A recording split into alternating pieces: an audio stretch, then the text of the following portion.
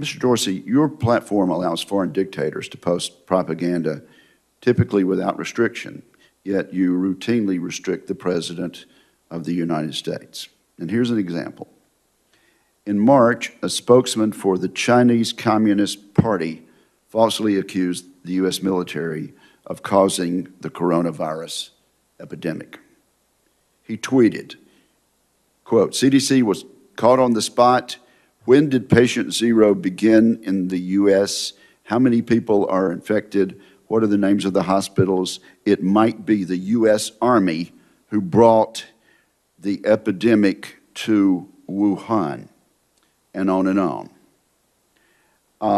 After this tweet was up for some 2 months, Twitter added a fact-check label to this tweet after being up for 2 months. However, when President Trump tweeted about how mail-in ballots are vulnerable to fraud, a statement that I subscribe to and agree with, and a statement that is in fact true, Twitter immediately imposed a fact-check label on that tweet.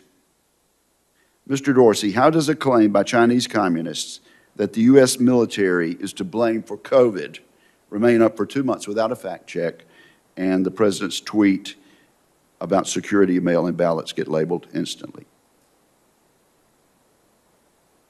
Well, first and foremost, as you mentioned, we did label that tweet. As we think about enforcement, we consider severity of potential offline harm, and we act as quickly as we can. We have taken action against tweets from world leaders all around the world, including the President, and we did take action on that tweet because we saw it. We saw the confusion it might encourage, and we labeled it accordingly. And the goal with our labeling— You're speaking of the President's tweet? Yes. Okay. The goal of our labeling is to provide more context, to connect the dots so that people can have more information so they can make decisions for themselves. We've created these policies recently. We are enforcing them. There are certainly things that we can do much faster, but generally we believe that the policy was enforced in a timely manner and in the right regard. And yet you seem to have no objection to a tweet by the Chinese Communist Party saying the U.S. Army brought the epidemic to Wuhan. Well, we did, and we labeled that tweet, providing took you more 2 months to information. do so, is that correct? I'm not sure of the exact time frame, but we can get back to you on that.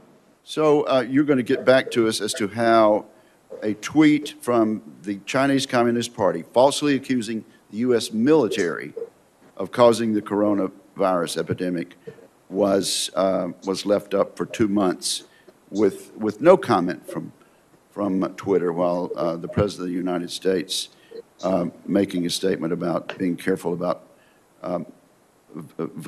about ballot security with the mail was labeled immediately.